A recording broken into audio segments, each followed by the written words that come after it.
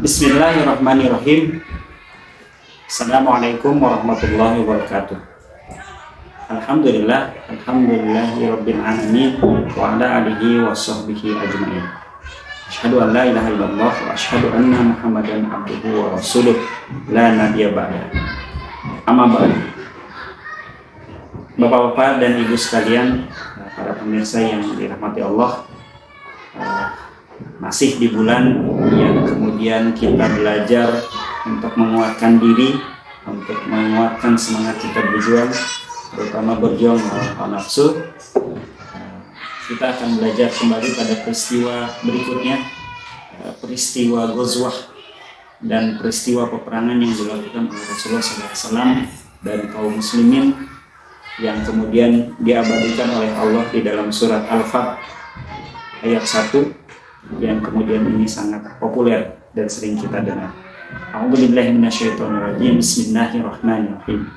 Inna fatahna laka fathan mubina liyaghfira laka Allahu ma taqaddama min dhanbik wa ma ta'akhkhara wa yutimma ni'matahu 'alaika wa yahdiyaka siratan mustaqim.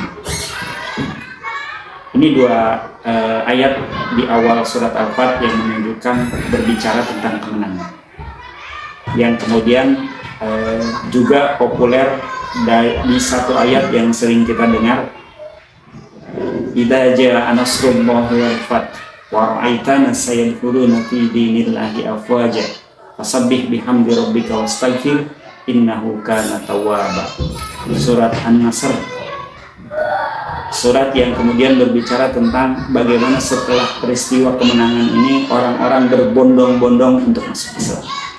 Nah, di peristiwa yang kemudian terjadi di bulan Ramadan 8 Hijriah, ini peristiwa Fathu Makkah. Bukan satu peristiwa yang kemudian terjadi begitu saja, tapi merupakan rentetan atau rangkaian peristiwa gitu ya. Perang-perang sebelumnya juga berpengaruh terhadap peristiwa Fathu Makkah ini.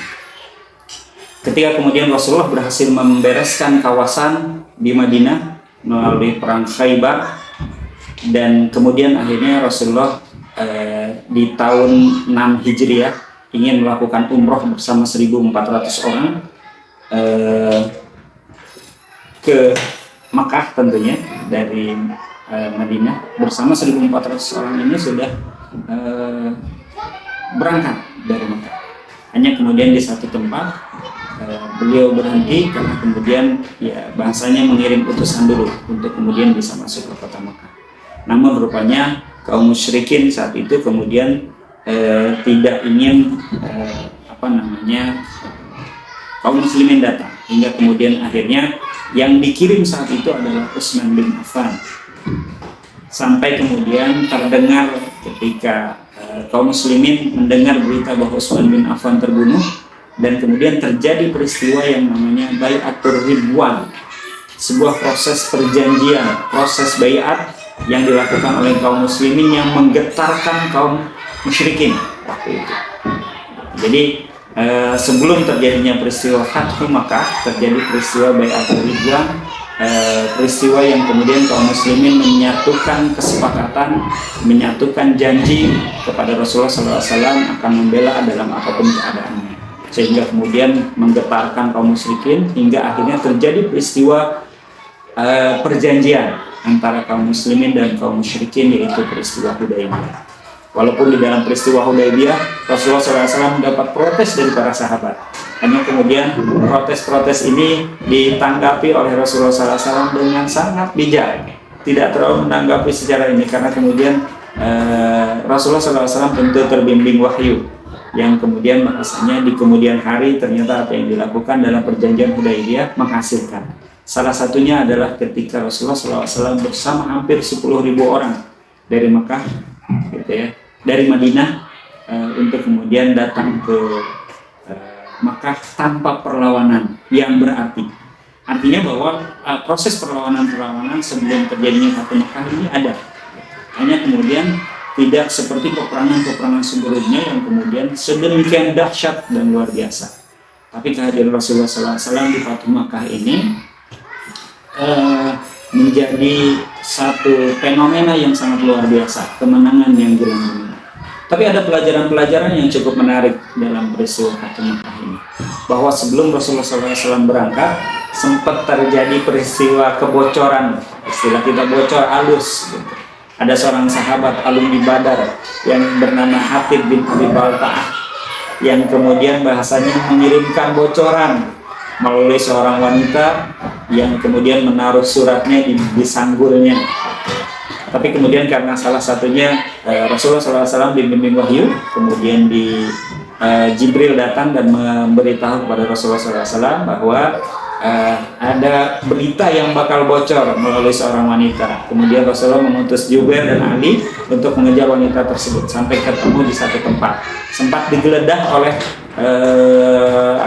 kedua orang sahabat ini, hanya kemudian wanita tersebut tidak mau mengakui, sampai kemudian akhirnya dapat ancaman bahwa kalau tidak ini maka akan sampai kemudian ditelanjangi. Ini sebuah ancaman, hingga kemudian akhirnya wanita tersebut mengakuinya dan minta sahabat untuk membalikan badan dan kemudian dikeluarkan surat ini. Maka peristiwa kebocoran ini tidak berlanjut. Hingga kemudian, tapi dari peristiwa kebocoran ini cukup menarik. Jadi Hatib bin Abi Balta'ah ini kemudian dipanggil oleh Rasulullah SAW. Kenapa melakukan ini dan seterusnya? Ada sebuah proses interogasi barangkali gitu ya bahasa kita. Nah, proses interogasi ini ditemukan bahwa maksud dari Hatib bin Abi Balta'ah ini karena kemudian ingin melindungi keluarga dan sanak saudaranya yang ada di Mekah. Ya, tujuannya sederhana, tapi kemudian karena ini adalah satu peristiwa yang cukup luar biasa, menyangkut kepentingan banyak orang, sehingga kemudian akhirnya peristiwa ini kemudian dikejar walaupun kepentingannya hanya sifatnya secara kekeluargaan Hatib bin Abi Balta'ah.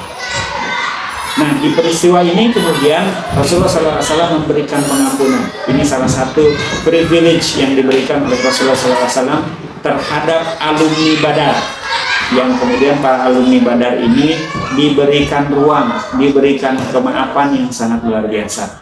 Ini satu peristiwa yang kemudian juga menjadi pelajaran yang juga luar biasa, bagaimana peristiwa ini sempat hampir bocor.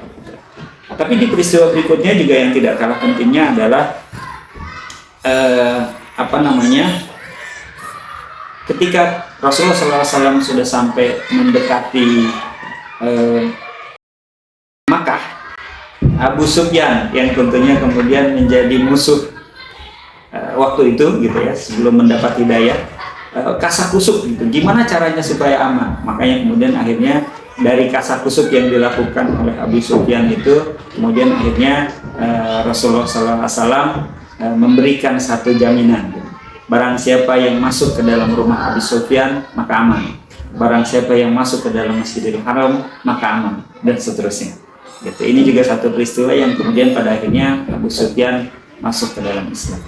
Ini juga peristiwa yang dahsyat, dan seketika itu kemudian orang-orang yang kemudian menjadi musuh Allah, yang kemudian akhirnya Allah beri hidayah dan kemudian akhirnya masuk Islam. Dan ini didokumentasikan oleh Allah di dalam surat An-Nasr. Idza jaa nasrullahi wal fath. Jadi berbondong-bondong orang ketika sudah datang kemenangan masuk ke dalam Islam. Ini satu peristiwa yang dahsyat yang terjadi di bulan Ramadan di 8 Hijriah, yang patut menjadi pelajaran bagi kita bahwa kemenangan Allah itu akan datang kepada orang-orang yang berada di jalan yang benar dan istiqomah berada di jalan kebenaran tersebut. Demikian kita belajar dari peristiwa Fathu Makkah yang terjadi pada Ramadan 8 Hijriah. Assalamualaikum warahmatullahi wabarakatuh.